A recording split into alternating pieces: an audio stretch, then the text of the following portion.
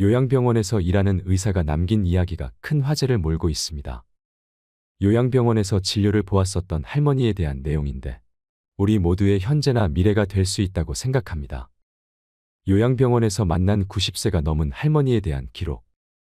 첫인상은 변덕스러운 성질과 초점 없는 눈을 가진 투정이나 부리는 늙은 노인이었습니다.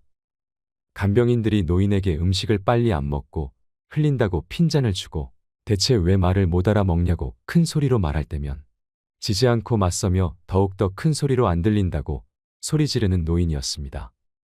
양말이나 신발 한 짝을 항상 잃어버려서 직원들이 바보 취급을 하는 것 같기도 했습니다. 어느 날 담당 의사가 휴가를 가서 제가 진료를 보게 되었습니다. 처음 만난 의사라 그런지 그녀는 본인의 이야기를 시작했습니다. 부모, 형제, 자매와 화목한 가정에서 지내다가 20살에 결혼하고 25살에 애를 낳았다고 했습니다. 30대엔 애기들 키운다고 정신이 없었고 40대엔 애들을 독립시키고 남편과 함께 행복했다고 하더군요. 50대엔 갱년기로 인해 힘들었지만 손주들이 생겨서 다시 한번 삶의 의미를 찾았다고 했습니다. 하지만 60대부터는 안 좋은 일들의 연속이라고 하소연을 했습니다. 사랑하는 남편이 죽고 애들과도 사이가 멀어져 연락이 끊긴 상태라고 합니다. 그러면서 너무 외롭고 힘들다고 당신의 부모님을 떠올리면서 자기를 조금만 더 따뜻하게 봐달라고 했습니다. 나도 살아야 할 이유를 찾고 싶다고, 차라리 죽으면 편할 것 같다고 말하면서요.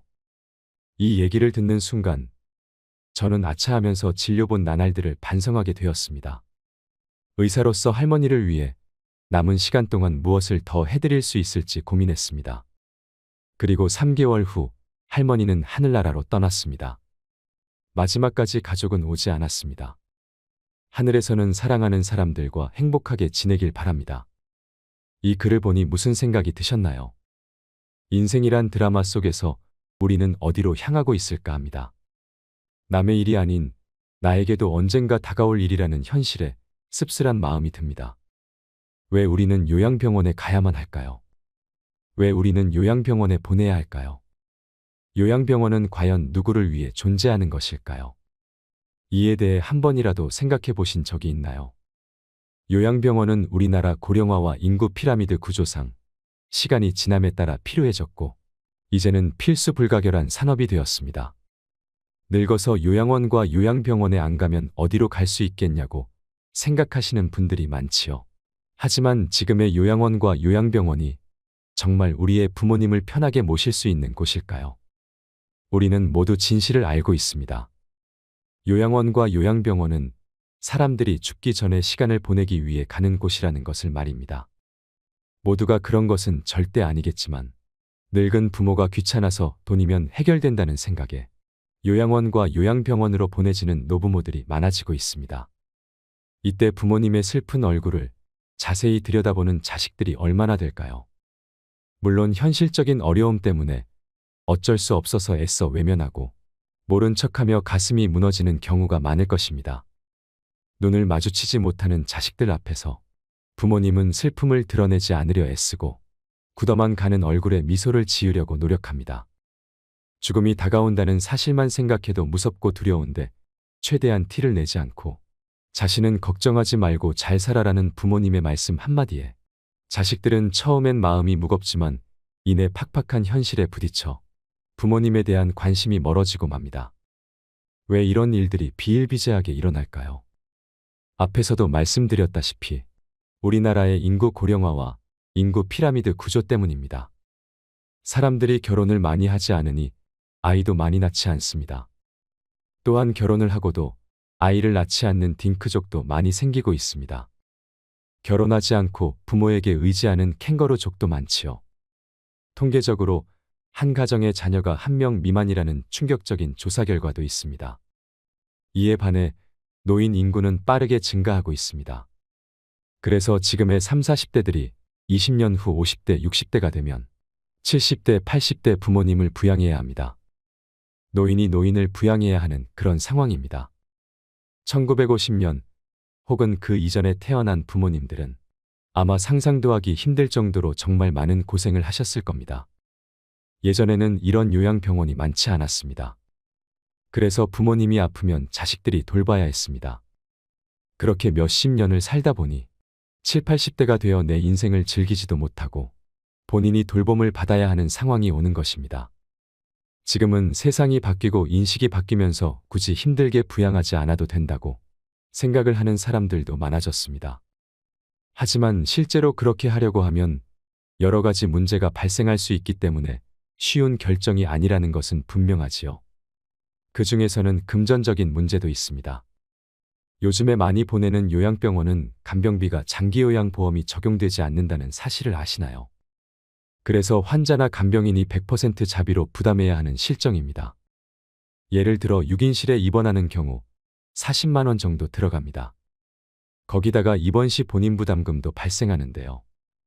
그 액수가 보통 60만 원 정도가 되는데 기저귀 비용 등을 더하면 최소 110만 원 정도는 잡아야 합니다. 쾌적하고 시설이 좋은 곳은 간병비를 80만 원까지도 받습니다. 병원마다 차등이 있지만 110만 원이 최소한의 금액이라는 것입니다.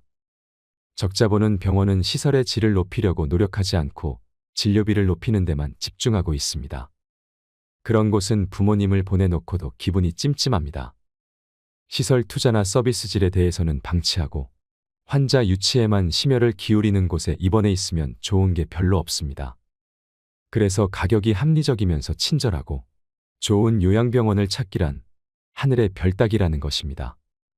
그렇다고 해서 요양원에 보내는 건 더 좋지 않습니다. 가장 큰 문제는 상주하는 의사가 없다는 것입니다. 실제로도 요양원에 입소한 어르신들 중에서는 큰 문제가 있음에도 불구하고 제때 치료를 받지 못하는 경우도 많이 있습니다. 그래서 사회적 문제가 되기도 합니다. 국비 지원이 된다고는 하지만 양질의 서비스를 기대하기는 어렵습니다. 현재 요양원은 인력이 부족하여 혼자서 20명이나 30명을 돌보는 경우가 있다고 합니다. 혼자서 그 많은 환자들을 돌보려니 직원들도 힘이 들겠지요. 상대적으로 지원이 많은 국공립 요양시설은 들어가기도 정말 어렵습니다.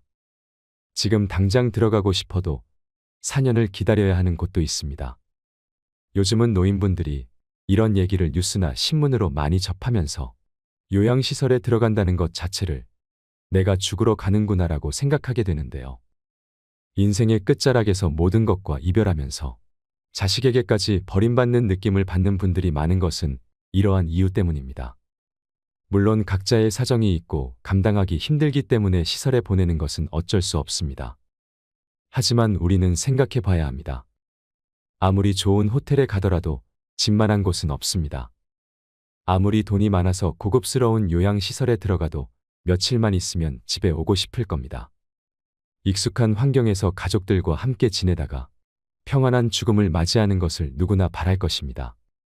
이 모든 것이 거부할 수 없는 시대의 흐름이라면 막연하게 걱정만 하기보다는 스스로 원하는 죽음을 준비하고 노년을 보낼 준비를 해야 하지 않을까요?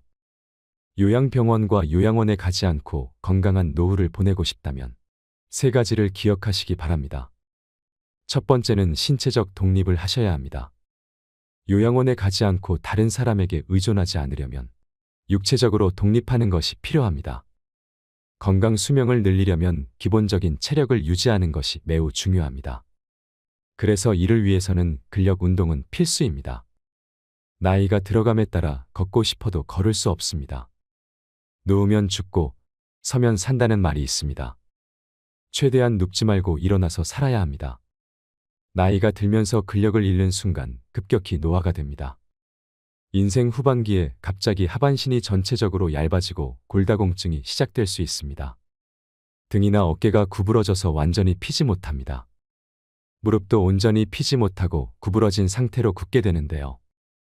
이는 근력이 약해져서 근육이 우리 몸을 지탱해주지 못해서입니다.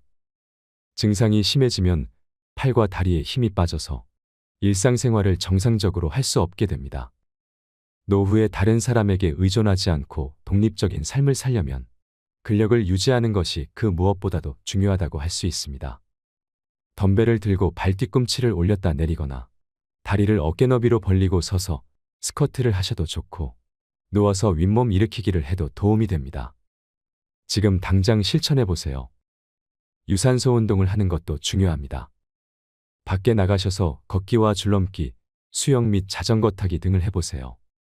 몸에 무리가 가지 않는 선에서 나에게 맞는 유산소 운동을 찾아서 꾸준히 해보시길 바랍니다. 굳이 운동 중에 하나를 선택해야 한다면 걷기를 추천합니다. 왜냐하면 걷기는 언제 어디서나 무리 없이 누구나 할 수 있는 운동이기 때문입니다. 그리고 또 중요한 것은 균형을 잡는 운동입니다. 어르신들이 특히 조심해야 하는 것은 낙상사고입니다. 노인분들 중에서는 낙상사고가 흔히 일어납니다. 낙상으로 사망하기까지 하고 신체적인 부상으로 인해 정신적인 문제로 이어지기도 합니다. 많은 전문가들이 낙상사고를 막기 위해서는 균형감을 키우고 운동의 중요성을 강조하고 있습니다. 가장 간단하고 확실한 운동 중 하나는 한 발로 서기입니다. 한 발로 서는 것은 균형 감각을 향상시키는 좋은 방법 중에 하나입니다. 넘어지지 않게 옆에 손잡이를 두고 어디서든 혼자서 간편하게 할 수 있습니다. 두 번째는 정신적 독립을 해야 합니다. 나이가 들어감에 따라 정신적으로 독립하는 것이 참 중요합니다. 무엇보다 가장 중요한 것은 치매에 걸리지 않고 우울증에 걸리지 않는 것입니다. 우선 우리가 치매에 걸리지 않으려면 어떻게 해야 할까요? 아직까지 치매에 대한 치료약은 개발되지 않았습니다. 지금까지 개발된 치매약은 병의 악화를 지연시킬 수 있을 뿐입니다. 따라서 치매를 예방하기 위해서는 생활 습관을 바꾸고 식습관을 건강하게 가져가야 합니다. 쉽게 할 수 있는 생활 습관으로는 음식을 꼭꼭 씹어 먹는 것입니다. 음식을 씹으면 그것만으로도 내려가는 혈류량을 증가시켜 뇌를 활성화시킵니다. 껌을 자주 씹는 것도 도움이 될 수 있습니다. 그리고 메모를 하거나 일기를 쓰는 습관도 길러보세요. 치매 환자는 한 가지 특징이 있습니다. 치매 초기에는 장기 기억은 기억할 수 있어도 단기 기억을 회상하는 데는 어려움을 겪습니다. 그 이유로는 단기 기억을 담당하는 뇌기관인 해마가 손상되었기 때문입니다. 이것을 예방하려면 매일 일기를 쓰는 것이 좋습니다. 일기를 쓰면 해마를 자극하고 해마가 퇴화되는 것을 방지할 수 있고 심지어 그 기능을 향상시킵니다. 그리고 새로운 것을 시도하고 머리를 많이 쓰는 생활 습관을 들이세요. 뇌는 지속적인 자극을 원합니다.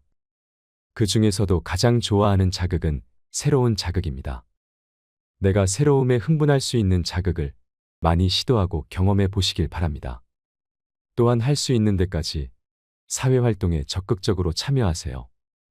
젊었을 때처럼 여러 사람들과 자주 만나 어울리는 것이 치매 예방에 정말 큰 도움이 됩니다. 사람들을 만나고 이런저런 대화를 하고 다양한 사회 활동을 함께하면 뇌가 자극됩니다. 집에 혼자 있는 것은 치매로 가는 지름길입니다. 그리고 항상 웃고 즐겁게 지내세요. 웃음은 뇌를 늙지 않고 젊게 유지하는 데 도움을 준다고 합니다. 왜 그럴까요? 웃음은 우뇌와 좌뇌를 모두 자극하기 때문입니다. 웃음이 할 수 있는 일은 정말 놀랍습니다. 우리가 기분이 좋을 때 뇌로 가는 혈류가 더 활발해져서 의욕이 생기고 몸에도 활력을 불어넣어 줍니다. 하지만 우리 뇌는 진짜 웃음과 가짜 웃음을 구분할 수 없습니다. 따라서 억지로라도 웃으면 진짜 웃음에 효과가 있다고 합니다. 그러니 오늘부터 가능한 한 많이 웃으시길 바랍니다. 다음으로는 우울증에 대해 이야기하겠습니다. 정신적 독립을 방해하는 것 중 하나가 우울증입니다. 우울증은 치매의 원인이 될 수 있으며 치매 환자에게 우울 증상이 종종 나타나게 되는데요. 이러한 이유로 노인성 우울증과 치매는 구별하기 어렵습니다. 일반적으로 우울증은 치매를 촉진할 수 있기 때문에 가능한 한 빨리 치료해야 합니다. 우울증을 예방하려면 비관적이기보다는 긍정적이고 낙관적인 사고방식을 가져야 합니다. 일어나지 않은 일에 대해 걱정하지 말고 과거를 후회하지 마세요. 내게 주어진 현재를 충분히 즐기며 살아가세요. 세 번째는 경제적 독립을 해야 합니다. 우리는 지금껏 경험하지 못한 100세 시대에 살고 있습니다. 따라서 노후에 경제적 자립을 위한 준비를 빠르게 시작해야 합니다. 정년 후에도 제2의 직업이 필요한 시대입니다. 그래서 할 수만 있다면 일을 계속하는 것도 좋습니다. 일을 할 수 있다면 일을 그만두지 마세요. 일을 그만두어도 자신을 계속 발전시키고 새로운 것을 피하지 말고 무엇이든 할 수 있다는 마음가짐으로 배워보세요. 이걸 배워서 뭐해라고 생각하지 마시길 바랍니다. 이런 습관과 정신력이 쌓여서 다른 사람에게 의존하지 않는 강인함을 가지게 되는 것입니다. 그래야 노후에도 경제적으로 독립하여 건강하고 행복한 노후 생활을 할 수 있게 됩니다. 아시겠지만 가족에게 큰 병이 생기면 웃을 일이 참 없습니다. 모두가 고통스러워하고 삶 자체가 힘들어지게 됩니다. 우리 주변을 보더라도 병환이 오래가면 경제적 문제로 싸우기 시작합니다. 부모 부양 때문에 싸우는 자식들도 많습니다. 이것을 보는 부모님들은 얼마나 눈물 흘리고 가슴 아플까요? 아무것도 해줄 수 없다면 벙어리 냉가슴을 알아야 할 것입니다. 사람이 늙는 것은 자연스러운 일입니다. 누구도 죽음을 피할 수 없습니다. 하지만 죽음 앞에서 온전한 정신과 육체를 최대한 유지하면 좋겠죠. 기억과의 연결이 완전히 끊어지면 살아있어도 죽은 것이나 마찬가지라고 생각하시는 분들이 많습니다. 그래서 안락사를 도입해야 한다는 목소리도 큽니다. 여러분은 안락사에 대해 어떻게 생각하시나요? 마음대로 움직일 수 없는 상황은 말로 표현할 수 없는 고통이 될 것입니다. 이 고통은 겪지 않고는 모를 정도로 힘들고 아플 것입니다. 지금까지 우리가 노후를 잘 대비해야 하는 이유에 대해서 알아봤습니다. 요양병원 의사가 고백한 이야기 속에서 충격적인 실태와 안타까운 현실에 대해 생각해보고 사회적 합의를 통해 요양병원이나 요양원의 시스템이 개선되길 바랍니다. 늙어서 자식에게 짐이 되지 않는 3가지 방법을 꼭 기억하셔서 행복한 노후를 보내시길 바랍니다. 요양병원에서 일하는 의사가 남긴 이야기가 큰 화제를 몰고 있습니다. 요양병원에서 진료를 보았었던 할머니에 대한 내용인데 우리 모두의 현재나 미래가 될 수 있다고 생각합니다. 요양병원에서 만난 90세가 넘은 할머니에 대한 기록. 첫인상은 변덕스러운 성질과 초점 없는 눈을 가진 투정이나 부리는 늙은 노인이었습니다. 간병인들이 노인에게 음식을 빨리 안 먹고 흘린다고 핀잔을 주고 대체 왜 말을 못 알아먹냐고 큰 소리로 말할 때면 지지 않고 맞서며 더욱더 큰 소리로 안 들린다고 소리 지르는 노인이었습니다. 양말이나 신발 한 짝을 항상 잃어버려서 직원들이 바보 취급을 하는 것 같기도 했습니다. 어느 날 담당 의사가 휴가를 가서 제가 진료를 보게 되었습니다. 처음 만난 의사라 그런지 그녀는 본인의 이야기를 시작했습니다. 부모, 형제, 자매와 화목한 가정에서 지내다가 20살에 결혼하고 25살에 애를 낳았다고 했습니다. 30대엔 애기들 키운다고 정신이 없었고 40대엔 애들을 독립시키고 남편과 함께 행복했다고 하더군요. 50대엔 갱년기로 인해 힘들었지만 손주들이 생겨서 다시 한번 삶의 의미를 찾았다고 했습니다. 하지만 60대부터는 안 좋은 일들의 연속이라고 하소연을 했습니다. 사랑하는 남편이 죽고 애들과도 사이가 멀어져 연락이 끊긴 상태라고 합니다. 그러면서 너무 외롭고 힘들다고 당신의 부모님을 떠올리면서 자기를 조금만 더 따뜻하게 봐달라고 했습니다. 나도 살아야 할 이유를 찾고 싶다고, 차라리 죽으면 편할 것 같다고 말하면서요. 이 얘기를 듣는 순간 저는 아차하면서 진료본 나날들을 반성하게 되었습니다. 의사로서 할머니를 위해 남은 시간 동안 무엇을 더 해드릴 수 있을지 고민했습니다. 그리고 3개월 후 할머니는 하늘나라로 떠났습니다. 마지막까지 가족은 오지 않았습니다. 하늘에서는 사랑하는 사람들과 행복하게 지내길 바랍니다. 이 글을 보니 무슨 생각이 드셨나요? 인생이란 드라마 속에서 우리는 어디로 향하고 있을까 합니다. 남의 일이 아닌 나에게도 언젠가 다가올 일이라는 현실에 씁쓸한 마음이 듭니다. 왜 우리는 요양병원에 가야만 할까요? 왜 우리는 요양병원에 보내야 할까요? 요양병원은 과연 누구를 위해 존재하는 것일까요? 이에 대해 한 번이라도 생각해 보신 적이 있나요? 요양병원은 우리나라 고령화와 인구 피라미드 구조상 시간이 지남에 따라 필요해졌고 이제는 필수 불가결한 산업이 되었습니다. 늙어서 요양원과 요양병원에 안 가면 어디로 갈 수 있겠냐고 생각하시는 분들이 많지요. 하지만 지금의 요양원과 요양병원이 정말 우리의 부모님을 편하게 모실 수 있는 곳일까요? 우리는 모두 진실을 알고 있습니다. 요양원과 요양병원은 사람들이 죽기 전에 시간을 보내기 위해 가는 곳이라는 것을 말입니다. 모두가 그런 것은 절대 아니겠지만 늙은 부모가 귀찮아서 돈이면 해결된다는 생각에 요양원과 요양병원으로 보내지는 노부모들이 많아지고 있습니다. 이때 부모님의 슬픈 얼굴을 자세히 들여다보는 자식들이 얼마나 될까요? 물론 현실적인 어려움 때문에 어쩔 수 없어서 애써 외면하고 모른 척하며 가슴이 무너지는 경우가 많을 것입니다. 눈을 마주치지 못하는 자식들 앞에서 부모님은 슬픔을 드러내지 않으려 애쓰고 굳어만 가는 얼굴에 미소를 지으려고 노력합니다. 죽음이 다가온다는 사실만 생각해도 무섭고 두려운데 최대한 티를 내지 않고 자신은 걱정하지 말고 잘 살아라는 부모님의 말씀 한마디에 자식들은 처음엔 마음이 무겁지만 이내 팍팍한 현실에 부딪혀 부모님에 대한 관심이 멀어지고 맙니다. 왜 이런 일들이 비일비재하게 일어날까요? 앞에서도 말씀드렸다시피 우리나라의 인구 고령화와 인구 피라미드 구조 때문입니다. 사람들이 결혼을 많이 하지 않으니 아이도 많이 낳지 않습니다. 또한 결혼을 하고도 아이를 낳지 않는 딩크족도 많이 생기고 있습니다. 결혼하지 않고 부모에게 의지하는 캥거루족도 많지요. 통계적으로 한 가정의 자녀가 1명 미만이라는 충격적인 조사 결과도 있습니다. 이에 반해 노인 인구는 빠르게 증가하고 있습니다. 그래서 지금의 30, 40대들이 20년 후 50대, 60대가 되면 70대, 80대 부모님을 부양해야 합니다. 노인이 노인을 부양해야 하는 그런 상황입니다. 1950년 혹은 그 이전에 태어난 부모님들은 아마 상상도 하기 힘들 정도로 정말 많은 고생을 하셨을 겁니다. 예전에는 이런 요양병원이 많지 않았습니다. 그래서 부모님이 아프면 자식들이 돌봐야 했습니다. 그렇게 몇십 년을 살다 보니 7, 80대가 되어 내 인생을 즐기지도 못하고 본인이 돌봄을 받아야 하는 상황이 오는 것입니다.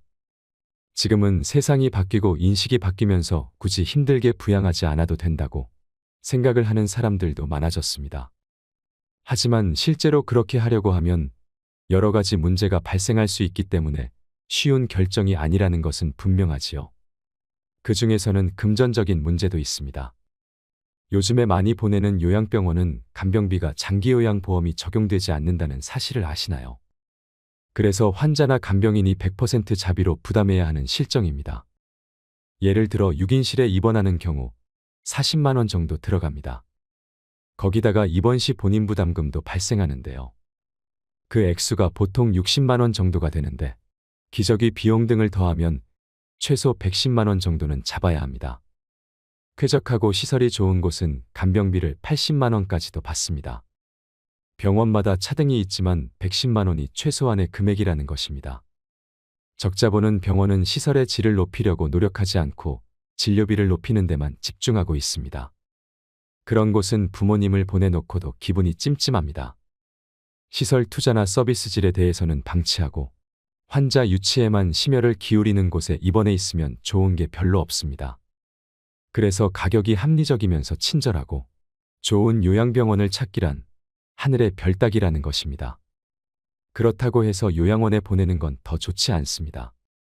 가장 큰 문제는 상주하는 의사가 없다는 것입니다. 실제로도 요양원에 입소한 어르신들 중에서는 큰 문제가 있음에도 불구하고 제때 치료를 받지 못하는 경우도 많이 있습니다. 그래서 사회적 문제가 되기도 합니다. 국비 지원이 된다고는 하지만 양질의 서비스를 기대하기는 어렵습니다. 현재 요양원은 인력이 부족하여 혼자서 20명이나 30명을 돌보는 경우가 있다고 합니다. 혼자서 그 많은 환자들을 돌보려니 직원들도 힘이 들겠지요. 상대적으로 지원이 많은 국공립 요양시설은 들어가기도 정말 어렵습니다. 지금 당장 들어가고 싶어도 4년을 기다려야 하는 곳도 있습니다. 요즘은 노인분들이 이런 얘기를 뉴스나 신문으로 많이 접하면서 요양시설에 들어간다는 것 자체를 내가 죽으러 가는구나라고 생각하게 되는데요. 인생의 끝자락에서 모든 것과 이별하면서 자식에게까지 버림받는 느낌을 받는 분들이 많은 것은 이러한 이유 때문입니다. 물론 각자의 사정이 있고 감당하기 힘들기 때문에 시설에 보내는 것은 어쩔 수 없습니다. 하지만 우리는 생각해 봐야 합니다. 아무리 좋은 호텔에 가더라도 집만한 곳은 없습니다. 아무리 돈이 많아서 고급스러운 요양시설에 들어가도 며칠만 있으면 집에 오고 싶을 겁니다. 익숙한 환경에서 가족들과 함께 지내다가 평안한 죽음을 맞이하는 것을 누구나 바랄 것입니다. 이 모든 것이 거부할 수 없는 시대의 흐름이라면 막연하게 걱정만 하기보다는 스스로 원하는 죽음을 준비하고 노년을 보낼 준비를 해야 하지 않을까요? 요양병원과 요양원에 가지 않고 건강한 노후를 보내고 싶다면 세 가지를 기억하시기 바랍니다. 첫 번째는 신체적 독립을 하셔야 합니다. 요양원에 가지 않고 다른 사람에게 의존하지 않으려면 육체적으로 독립하는 것이 필요합니다. 건강 수명을 늘리려면 기본적인 체력을 유지하는 것이 매우 중요합니다. 그래서 이를 위해서는 근력 운동은 필수입니다. 나이가 들어감에 따라 걷고 싶어도 걸을 수 없습니다. 누우면 죽고 서면 산다는 말이 있습니다. 최대한 눕지 말고 일어나서 살아야 합니다. 나이가 들면서 근력을 잃는 순간 급격히 노화가 됩니다. 인생 후반기에 갑자기 하반신이 전체적으로 얇아지고 골다공증이 시작될 수 있습니다. 등이나 어깨가 구부러져서 완전히 피지 못합니다. 무릎도 온전히 피지 못하고 구부러진 상태로 굳게 되는데요. 이는 근력이 약해져서 근육이 우리 몸을 지탱해주지 못해서입니다. 증상이 심해지면 팔과 다리에 힘이 빠져서 일상생활을 정상적으로 할 수 없게 됩니다. 노후에 다른 사람에게 의존하지 않고 독립적인 삶을 살려면 근력을 유지하는 것이 그 무엇보다도 중요하다고 할 수 있습니다. 덤벨을 들고 발 뒤꿈치를 올렸다 내리거나 다리를 어깨 너비로 벌리고 서서 스쿼트를 하셔도 좋고 누워서 윗몸 일으키기를 해도 도움이 됩니다. 지금 당장 실천해 보세요. 유산소 운동을 하는 것도 중요합니다. 밖에 나가셔서 걷기와 줄넘기, 수영 및 자전거 타기 등을 해보세요. 몸에 무리가 가지 않는 선에서 나에게 맞는 유산소 운동을 찾아서 꾸준히 해보시길 바랍니다. 굳이 운동 중에 하나를 선택해야 한다면 걷기를 추천합니다. 왜냐하면 걷기는 언제 어디서나 무리 없이 누구나 할 수 있는 운동이기 때문입니다. 그리고 또 중요한 것은 균형을 잡는 운동입니다. 어르신들이 특히 조심해야 하는 것은 낙상사고입니다. 노인분들 중에서는 낙상사고가 흔히 일어납니다. 낙상으로 사망하기까지 하고 신체적인 부상으로 인해 정신적인 문제로 이어지기도 합니다. 많은 전문가들이 낙상사고를 막기 위해서는 균형감을 키우고 운동의 중요성을 강조하고 있습니다. 가장 간단하고 확실한 운동 중 하나는 한 발로 서기입니다. 한 발로 서는 것은 균형 감각을 향상시키는 좋은 방법 중에 하나입니다. 넘어지지 않게 옆에 손잡이를 두고 어디서든 혼자서 간편하게 할 수 있습니다. 두 번째는 정신적 독립을 해야 합니다. 나이가 들어감에 따라 정신적으로 독립하는 것이 참 중요합니다. 무엇보다 가장 중요한 것은 치매에 걸리지 않고 우울증에 걸리지 않는 것입니다. 우선 우리가 치매에 걸리지 않으려면 어떻게 해야 할까요? 아직까지 치매에 대한 치료약은 개발되지 않았습니다. 지금까지 개발된 치매약은 병의 악화를 지연시킬 수 있을 뿐입니다. 따라서 치매를 예방하기 위해서는 생활 습관을 바꾸고 식습관을 건강하게 가져가야 합니다. 쉽게 할 수 있는 생활 습관으로는 음식을 꼭꼭 씹어 먹는 것입니다. 음식을 씹으면 그것만으로도 내려가는 혈류량을 증가시켜 뇌를 활성화시킵니다. 껌을 자주 씹는 것도 도움이 될 수 있습니다. 그리고 메모를 하거나 일기를 쓰는 습관도 길러보세요. 치매 환자는 한 가지 특징이 있습니다. 치매 초기에는 장기 기억은 기억할 수 있어도 단기 기억을 회상하는 데는 어려움을 겪습니다. 그 이유로는 단기 기억을 담당하는 뇌기관인 해마가 손상되었기 때문입니다. 이것을 예방하려면 매일 일기를 쓰는 것이 좋습니다. 일기를 쓰면 해마를 자극하고 해마가 퇴화되는 것을 방지할 수 있고 심지어 그 기능을 향상시킵니다. 그리고 새로운 것을 시도하고 머리를 많이 쓰는 생활 습관을 들이세요. 뇌는 지속적인 자극을 원합니다. 그 중에서도 가장 좋아하는 자극은 새로운 자극입니다. 내가 새로움에 흥분할 수 있는 자극을 많이 시도하고 경험해 보시길 바랍니다. 또한 할 수 있는 데까지 사회활동에 적극적으로 참여하세요. 젊었을 때처럼 여러 사람들과 자주 만나 어울리는 것이 치매 예방에 정말 큰 도움이 됩니다. 사람들을 만나고 이런저런 대화를 하고 다양한 사회 활동을 함께하면 뇌가 자극됩니다. 집에 혼자 있는 것은 치매로 가는 지름길입니다. 그리고 항상 웃고 즐겁게 지내세요. 웃음은 뇌를 늙지 않고 젊게 유지하는 데 도움을 준다고 합니다. 왜 그럴까요? 웃음은 우뇌와 좌뇌를 모두 자극하기 때문입니다. 웃음이 할 수 있는 일은 정말 놀랍습니다. 우리가 기분이 좋을 때 뇌로 가는 혈류가 더 활발해져서 의욕이 생기고 몸에도 활력을 불어넣어 줍니다. 하지만 우리 뇌는 진짜 웃음과 가짜 웃음을 구분할 수 없습니다. 따라서 억지로라도 웃으면 진짜 웃음에 효과가 있다고 합니다. 그러니 오늘부터 가능한 한 많이 웃으시길 바랍니다. 다음으로는 우울증에 대해 이야기하겠습니다. 정신적 독립을 방해하는 것 중 하나가 우울증입니다. 우울증은 치매의 원인이 될 수 있으며 치매 환자에게 우울 증상이 종종 나타나게 되는데요. 이러한 이유로 노인성 우울증과 치매는 구별하기 어렵습니다. 일반적으로 우울증은 치매를 촉진할 수 있기 때문에 가능한 한 빨리 치료해야 합니다. 우울증을 예방하려면 비관적이기보다는 긍정적이고 낙관적인 사고방식을 가져야 합니다. 일어나지 않은 일에 대해 걱정하지 말고 과거를 후회하지 마세요. 내게 주어진 현재를 충분히 즐기며 살아가세요. 세 번째는 경제적 독립을 해야 합니다. 우리는 지금껏 경험하지 못한 100세 시대에 살고 있습니다. 따라서 노후의 경제적 자립을 위한 준비를 빠르게 시작해야 합니다. 정년 후에도 제2의 직업이 필요한 시대입니다. 그래서 할 수만 있다면 일을 계속하는 것도 좋습니다.